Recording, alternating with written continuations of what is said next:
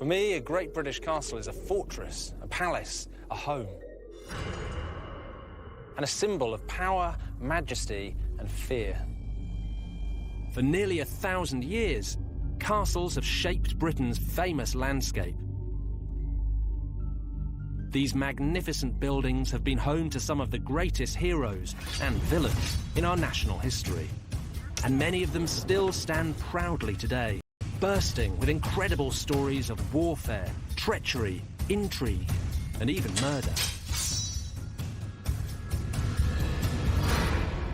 Join me, Dan Jones, as I uncover the secrets behind 6 great British castles. This time, I'm exploring one of the oldest and most notorious castles ever built. A fortress, prison, and execution place. Built to inspire fear in everyone who walked through its gates.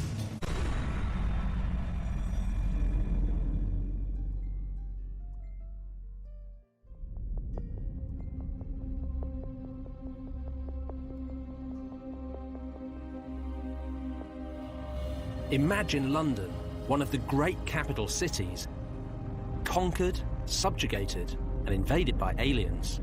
And imagine if they backed up that invasion by building something new, terrifying, and utterly overwhelming. A gigantic piece of military hardware designed to show off the power of the invaders and scare the population after death.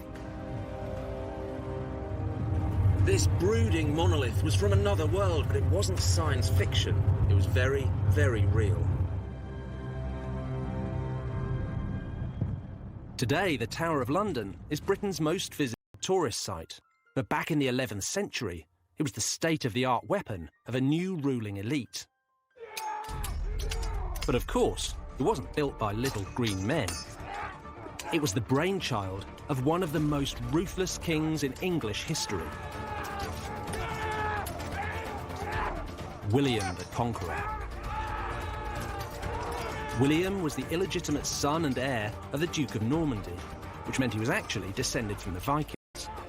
And like any good Viking, he had a taste for sailing to new lands and taking them for himself. In 1066, he set his sights on England. William took an army across the English Channel and defeated his Saxon rival Harold at the Battle of Hastings. The Norman invasion, perhaps the greatest turning point in English history, had begun. London. They marched around the city, burning everything they came across. It was a stunning show of force, and it worked. Within weeks, the terrified citizens of London surrendered without a fight. On Christmas Day 1066, William, Duke of Normandy, was crowned King of England at Westminster Abbey. But this was more than just a cheeky power grab by a foreign upstart. It was the beginning of a conquest that would engulf the whole of England. And at the heart of the conquest, William built a series of massive castles designed to put the masses in their place and show them that he was their new boss.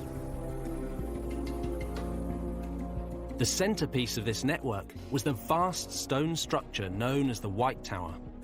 It loomed over London, and its location was carefully chosen.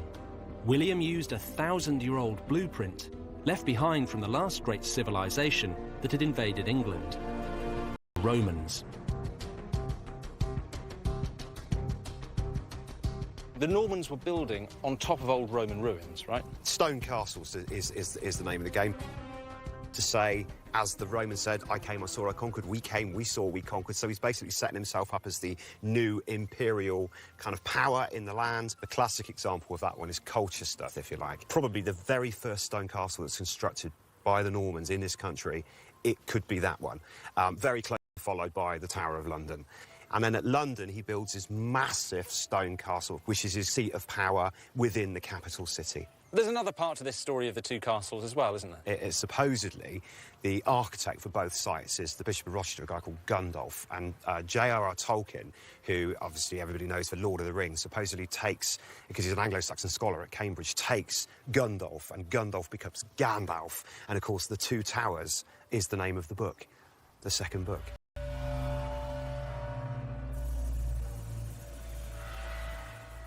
But long before the tower inspired Tolkien, it had a very clear political role. By building in stone, William was sending a message. The Normans were here to stay.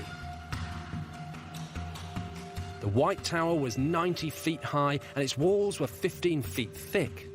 It earned its name because its whitewashed stone walls could be seen for miles around. Londoners would never have seen anything like it. Heavily armed foreign soldiers stood behind thick stone walls, and it all sent out a clear message. This was a castle devoted to one simple purpose: maintaining royal power. London? Is it across the river with the mayor at City Hall? Is it with the politicians at Westminster? Is it with the money men in the city? Well, in the 11th century, there was no doubt where power lay. This enormous square fortress landed next to London as threatening and as alien as a spaceship. Placed next to the most important city in England, it took nearly a quarter of a century to build, but it was worth it.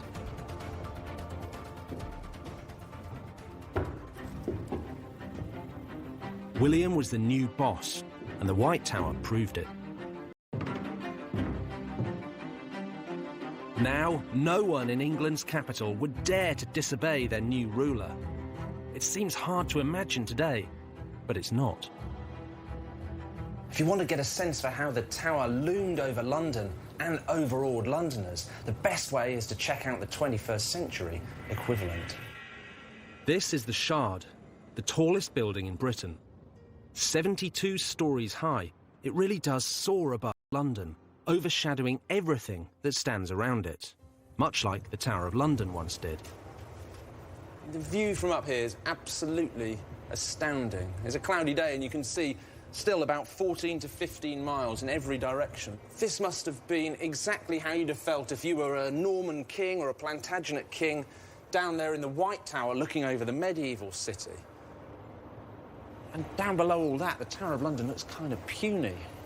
But you've got to imagine all of modern London and try and think back to what it would have looked like, say, in the 12th century when William Fitzstephen wrote his famous description of the city. And he described the Tower of London there, bang in the eastern corner, as rising up on ancient foundations, its mortar mixed with blood. Well, that was the eastern end, and the walls came out and stretched round what we now think of as the square mile. There was St Paul's Cathedral rising up in the middle. And then down at the end on the other side, you had Westminster. And that was, as now, a political village. But what was important was at these 2 points, the Tower and Westminster marked out a line of power. So every king before their coronation in the Middle Ages emerged from the Tower and processed through the city all the way down to Westminster Abbey to be crowned. And that was the ultimate political pageantry. In the years that followed William's conquest, London grew rapidly. By the end of the 13th century, the population had reached over 100,000.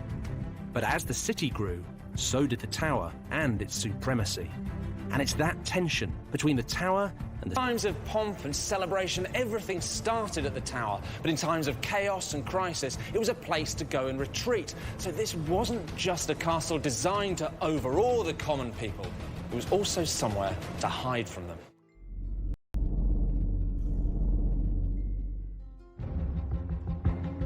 In the 11th century, the White Tower was built by William the Conqueror as a symbol of Norman power. Under the kings who followed him, it grew bigger, stronger, and more menacing. In the 13th century, Henry III extended the castle to the north and east with a curtain wall. And he transformed the interior into a comfortable royal palace, which is how it's been restored today.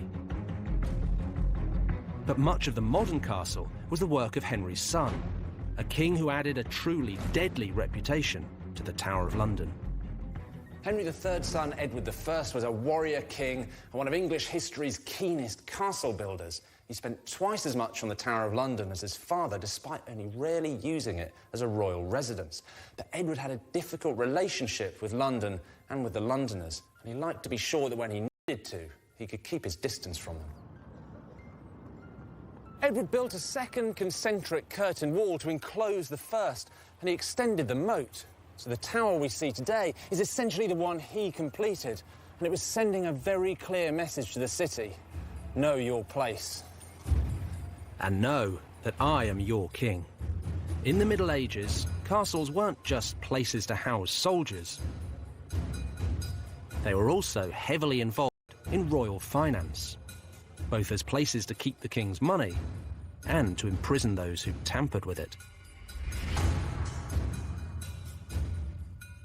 Any kingdom, ancient or modern, depends on a system of commerce, buying and selling, borrowing and lending, and taxation. But it's money that lies at the dark heart of two of the most vicious and violent stories in the history of the Tower of London.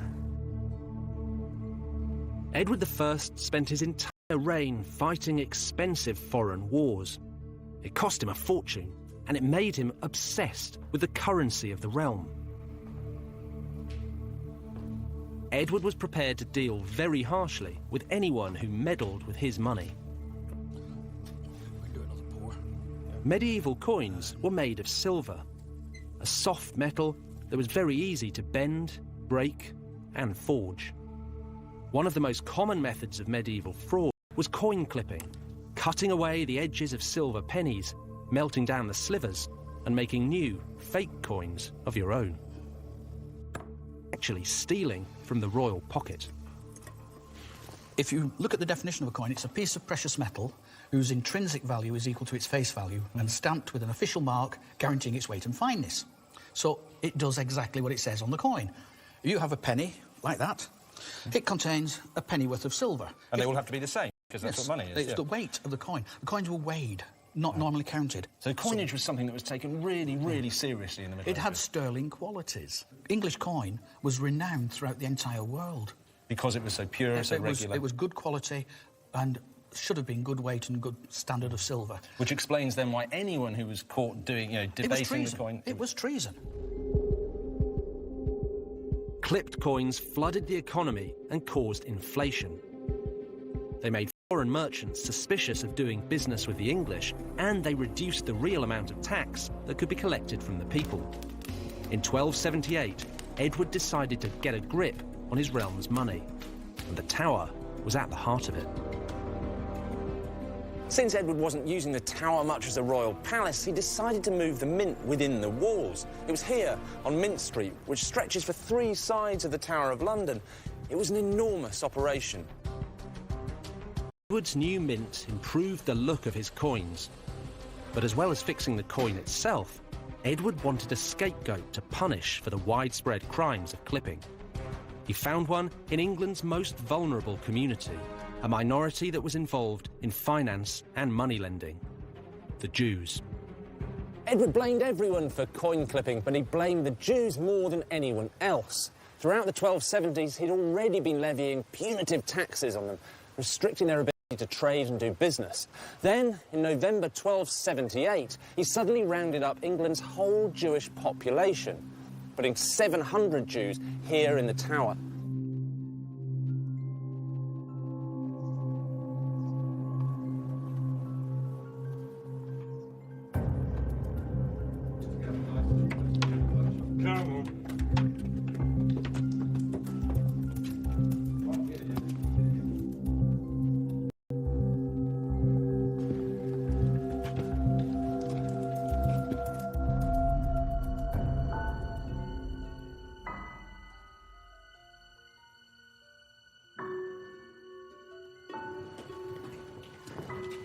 Get in there.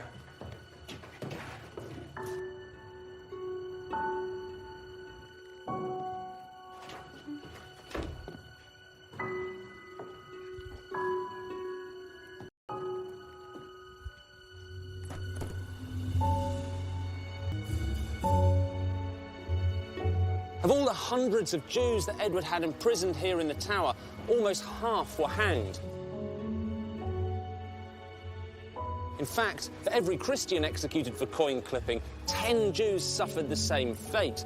And within a decade, Edward had passed an act of expulsion, banishing the Jews from England for nearly 500 years.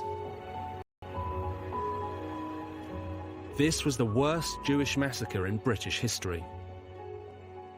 But Edward's actions were met with little more than a shrug from the rabidly anti-Semitic society of medieval England. And what was more, he had bolstered the fearful name of the Tower of London. By the end of Edward's reign, no one would dare to question the authority of the Tower. But 100 years later, the Tower's mighty reputation was blown to pieces as the castle found itself at the centre of the greatest popular uprising in British history, the Peasants' Revolt. In the second half of the 14th century, England was going to the dogs. The new king, Richard II, was a 14-year-old boy, and the country was being governed by his councils, led by the Lord Chancellor, Archbishop Simon Sudbury. But Sudbury's rule was a disaster, and throughout the country, people were starting to mutter about rising up in protest. In 1381, people were moaning about the same sort of things they still moan about today: war, death and money. A war had been going on with France for generations. The Black Death had wiped out nearly half the population of England. Then, on top of all that, came a tax, a poll tax, levied on everyone, old and young, rich and poor. And there were 3 of them, levied on England, one after the other, in 4 years. The poll taxes were the final insult to a country that was well and truly fed up. On the 13th of June, a large group of militant protesters led by the Kentish rebel Wat Tyler entered London. They burned jails and legal offices. They chopped the heads off anyone associated with the government, piling their corpses in the streets. The following morning, Tyler and the rebels turned their attention to the ultimate symbol of political power. The Tower of London was the rebels' central focus. But why? They didn't want the lavish apartments, the royal jewels, or even the coin in the mint. They didn't want to capture the king, the teenage Richard II, which is just as well, because on the day they stormed the tower, he wasn't even here. What they really wanted was the traitors who'd imposed the poll tax. This is like today's Londoners. Archbishop Sudbury knew that the rebels were baying for his blood. Terrified, he and his ministers fled to the White Tower, where they hid in the chapel and prayed for salvation. Nomine Patris, et Filii, et Spiritus Sancti. Amen. Archbishop Sudbury and several other royal ministers had taken refuge in the tower because it was supposed to be the safest place in London. But when the angry mob burst through the doors, suddenly it was the most dangerous. Sudbury was hiding in this chapel when the rebels found him. He'd been saying masses all morning, and now he was saying his final prayers. Most traitors were brought to the tower, but now Sudbury was about to be taken out of it. He was dragged out to Tower Hill and decapitated. His head was stuck on a spike, with his bishop's mitre nailed on for good measure. For a gang of ordinary peasants to take what was basically the Prime Minister of the day out of the chapel in the greatest fortress in the land and hack his head off on Tower Hill, it's completely extraordinary. And this is almost like communism 600 years before its time. The following day, the young King Richard met the rebels to hear their complaints. But the meeting turned violent, and when Tyler made a move toward the king, he was grabbed by one of Richard's men and run through. A revolution was avoided, but only just.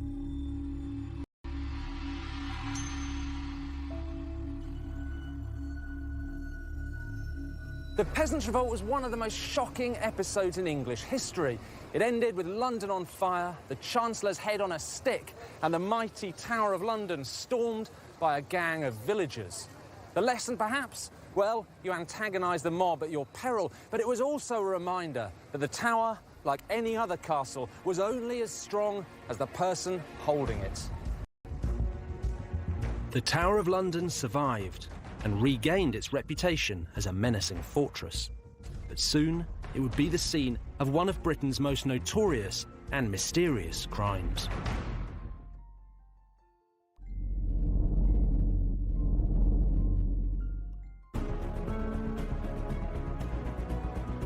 The Tower of London, first built by William the Conqueror, began its long life as a military weapon aimed at the City of London. Over the centuries, its power and prestige grew. Kings stayed in the tower the night before their coronations, and they retreated behind its walls to ride out periods of rebellion and war. But occasionally, kings would go into the tower and never come out. One of the great mysteries, and it's easy to see why. This is a riddle worthy of any detective novel, a crime that changed history and has never been properly solved. The princes in the tower were 12-year-old King Edward V and his brother, the 10-year-old Richard, Duke of York. In 1483, their father, Edward IV, died suddenly at the age of 40. The boys' uncle, Richard, Duke of Gloucester, quickly took them into his custody and placed them in the Tower of London. He claimed to be their protector and promised to rule the kingdom on their behalf. But soon, Richard's plans changed. He declared the two princes illegitimate and took the crown for himself as Richard III. The boys were no longer in the tower for their own safety. They were prisoners. For a few weeks, passers-by saw young Edward and his brother playing games in the tower gardens. After a while, their servants were dismissed and they gradually disappeared from public view. By the time Richard had been king for a couple of months, his nephews had vanished completely. They were never to be seen again. For centuries, the fate of the boys was a mystery. Most writers in the Tudor years blamed Richard III, including William Shakespeare, who portrayed him as an evil, hunchbacked, crown-stealing murderer. But was he really a murderer? Without any bodies, it was difficult for anyone to be sure. Then, suddenly, startling new evidence was turned up, hidden deep within the fabric of the Tower of London.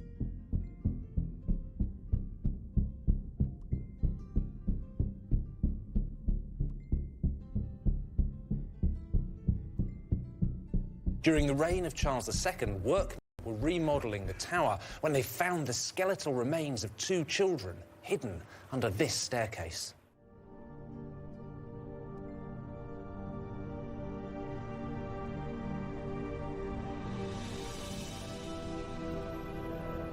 When Charles II heard that the bones had been found, he wanted them reburied with royal dignity, which is why today they're here in Westminster Abbey in this beautiful casket designed by the great architect Christopher Wren. And the inscription on the casket lays the blame pretty squarely at Richard's door.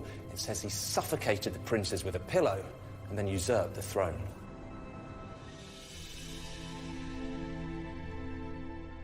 Richard III was dug up under a car park in Leicester in 2012, and his bones were subjected to everties almost 100 years.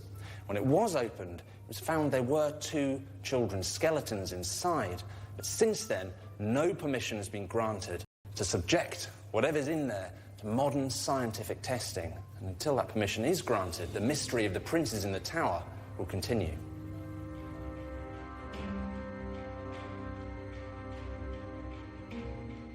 Even if the riddle of the princes in the tower is never solved, their story will continue to be one of the most notorious in British history, and an important part of the legacy of the Tower of London. But one thing is for certain: the princes were not the first prisoners to suffer in this castle, and they certainly weren't the last. 2 million people flock here every year to visit one of history's most notorious prisons. But where's the prison? There are no dungeons here. There's not even a torture chamber. But OK, over the years, plenty of people have been locked up in this fortress, ranging from Ranulph Flambard, the first prisoner who escaped, to the Cray twins, who were banged up here for avoiding military service. So there are reasons why being sent to the Tower has become one of history's most resonant phrases. But in the Tudor years, the Tower earned a new reputation. It wasn't just a place where people were banged up. It was a place where people were sent to be executed. And one English king was particularly fond of sending his victims here.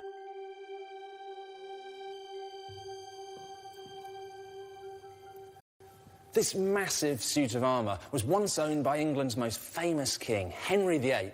And you look at it, well, it tells you everything you need to know about Henry's self-image. It's big, it's manly, it's virile. It all points very obviously to one place.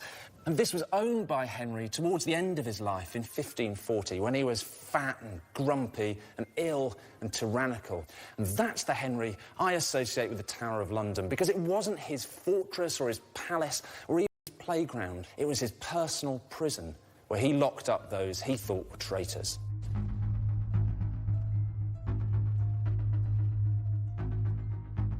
Henry executed dozens of people during his reign. Dukes and countesses, monks and nuns, old women, young men, wives, cousins and chief ministers. But no one sums up Henry's frenzied and sometimes indiscriminate bloodlust quite so much as one of his most faithful servants, Thomas More.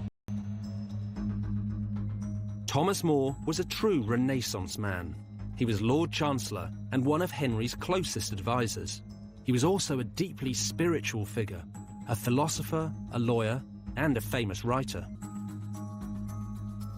In 1533, Henry divorced the first of his 6 wives, Catherine of Aragon, and married the second, Anne Boleyn.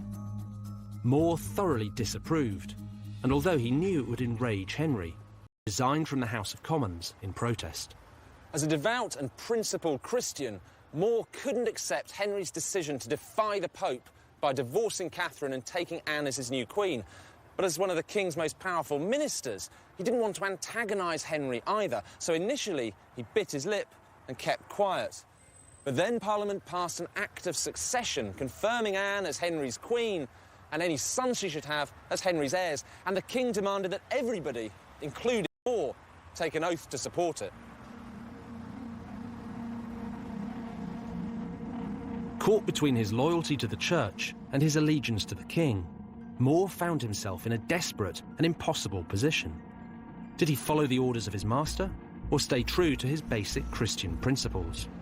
Here at All Saints, his private chapel in Chelsea, he prayed for guidance.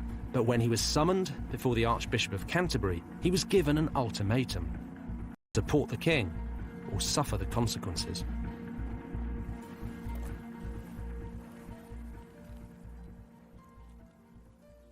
More was presented with the Act of Succession. He read it to himself in silence. Then he was presented with the Oath of Allegiance. He read it in silence. But he couldn't swear the oath. And so, to use one of the most infamous phrases in British history, he was sent to the Tower.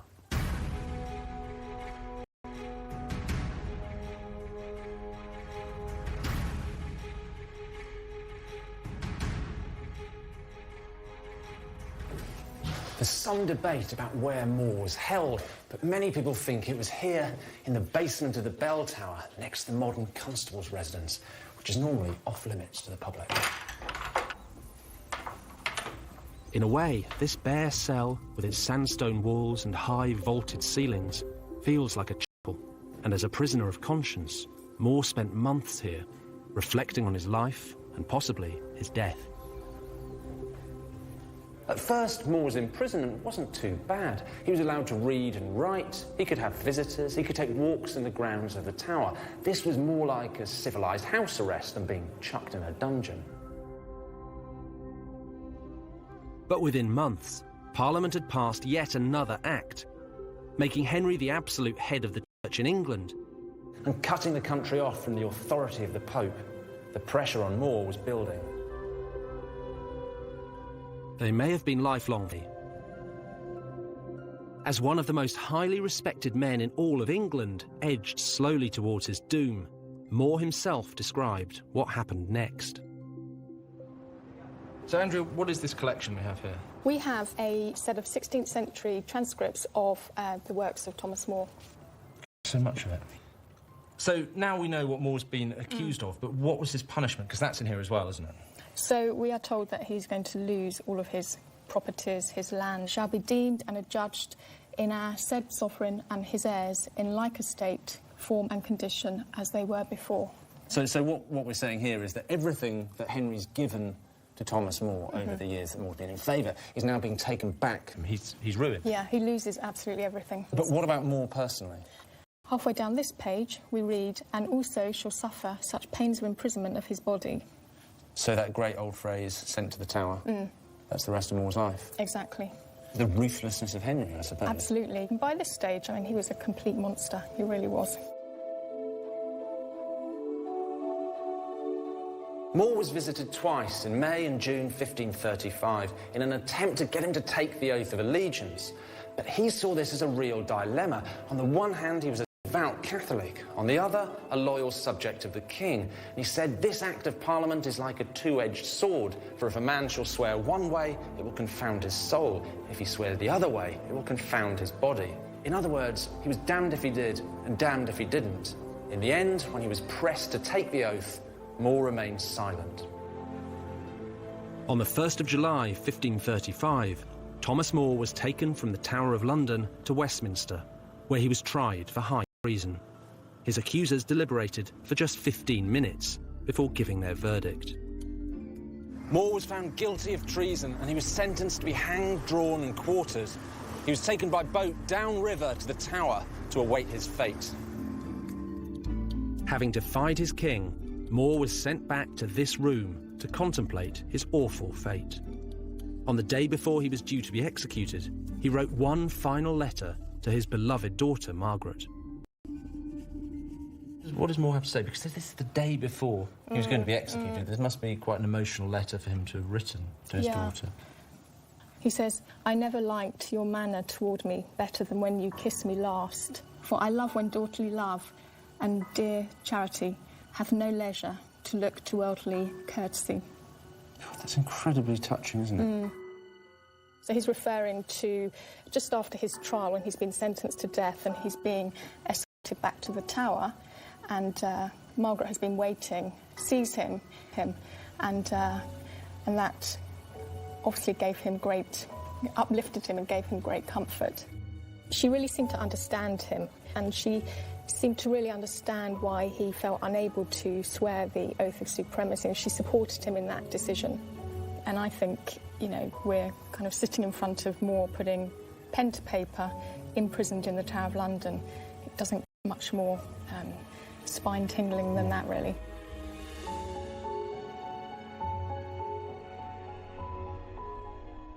At 9 o'clock the next morning, Thomas More was brought from this cell to meet his fate.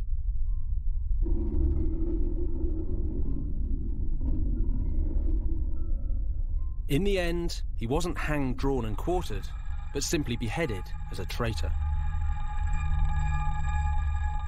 His final words were, "The king's good servant, but God's first." Thomas More's execution was only the beginning of Henry's reign of terror. And throughout the Tudor years, plenty of other noblemen and women found themselves locked up here, waiting for the executioner's call. None were more famous than Henry's second wife, Anne Boleyn, just 1 year later. Anne Boleyn stayed in the royal apartments here at the Tower of London on the night before her coronation as Henry VIII's queen. 3 years later, she was back on the morning of her execution. Now, for Anne's daughter, Elizabeth I, it worked the other way round. She was a prisoner here at the Tower of her sister, Mary I. Within a matter of months, she was leaving the Tower on the morning of her own coronation. In Tudor times, treachery was a fickle concept, and today's king, queen or royal confidant could easily be tomorrow's traitor. But fear of the monarchy would begin to wane. Less than a century after More's execution, the balance of power in England would shift. Soon, the dominance of the Tower of London would be overshadowed by the will of the people.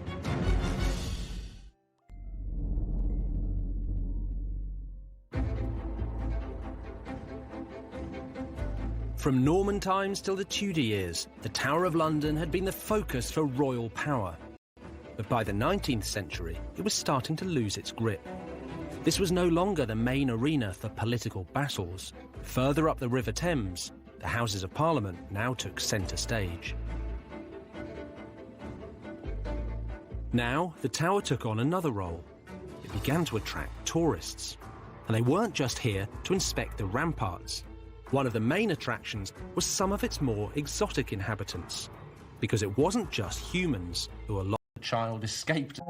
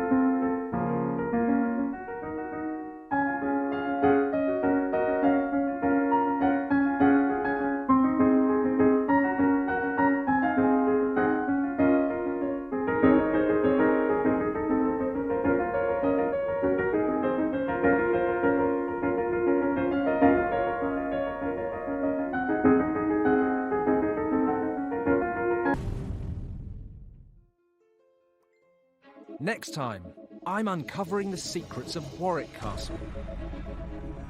A place where kings have been imprisoned, royal favourites murdered, and Hollywood stars entertained. For some, Warwick has been the source of limitless power. For others, a poisoned chalice. And you can catch all that next Thursday at 7. A storm is approaching and it's going to be trucking hell on the frozen frontier tonight. Stay tuned for a hair-raising ride as the Ice Road Truckers return with a new series here on Channel 5. That's coming up next.